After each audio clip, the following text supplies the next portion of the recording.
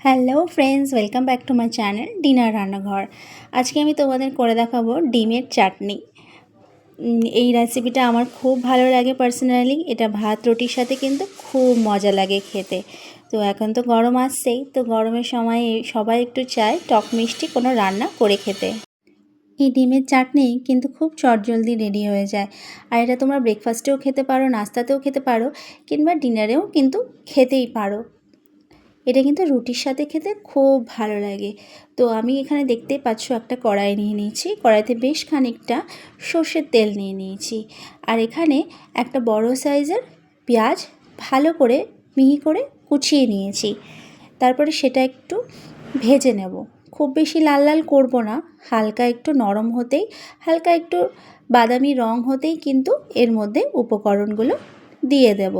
তোমাদের কাছে অনুরোধ রইল, তোমরা কিন্তু রান্নাটাকেও স্কিপ করে দেখো না, তাহলে কিন্তু অনেক কিছু মিস করে যাবে।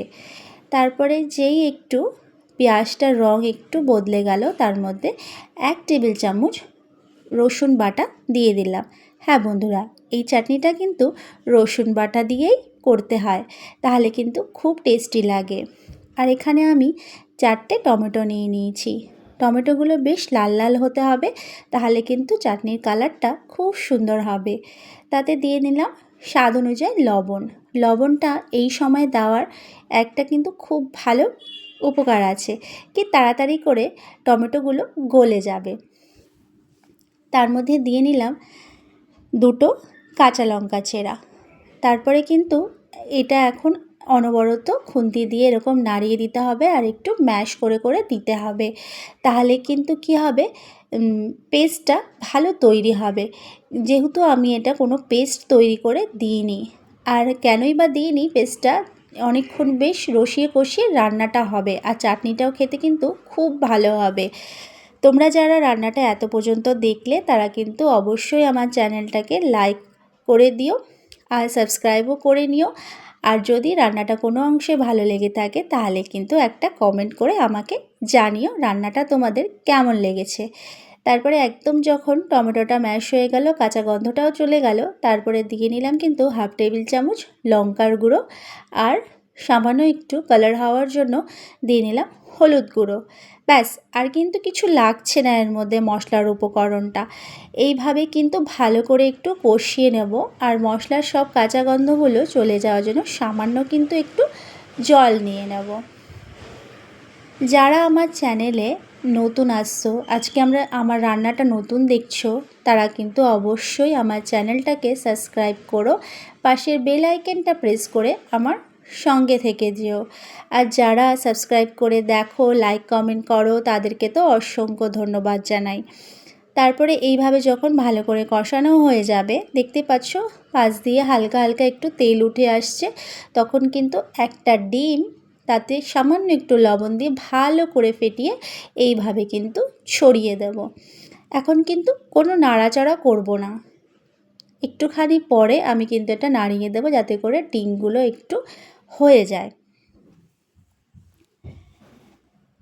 তোমরা কিন্তু এই রান্নাটা অবশ্যই করে খাবে, দেখবে তোমাদেরও খুব ভালো লাগে, যেমন আমার খুব ভালো লাগে। এটা রুটির সাথে, পরোটার সাথে, লুচির সাথে, ভাতের সাথেও খুব ভালোই লাগে। আর গরমের সময় এরকম একটা টক মিষ্টির রেসিপি কিন্তু খুব ভালোই লাগে খেতে। টমেটোটা আমরা সব সময় এই চাটনি বানিয়ে খেয়ে থাকি, অন্য কিছু দিয়েও খেয়ে থাকি। তাহলে এইবার একবার এরকম ডিম দিয়ে টমেটো চাটনি করে খাবে, তোমাদের কিন্তু খুব ভালো লাগবে।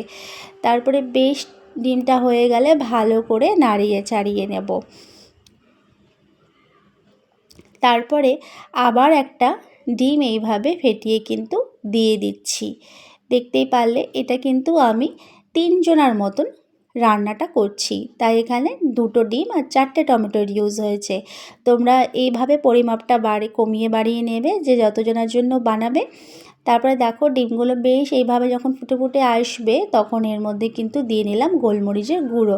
গোলমরিচের গুঁড়োটা কিন্তু অবশ্যই দেবে, তাহলে কিন্তু খেতে আরেকটু টেস্টি লাগবে। তো আমি একটু টেস্ট করে দেখেছিলাম, লবণটা একটু কম হয়ে গেছিলো, তাই লবণটা একটু আবার অ্যাড করলাম। এইভাবে বেশ একটু খুন্তি দিয়ে একটু নাড়িয়ে নাড়িয়ে নেবে, তাহলে কিন্তু ডিমগুলো বেশ ভালোভাবে হয়ে যাবে।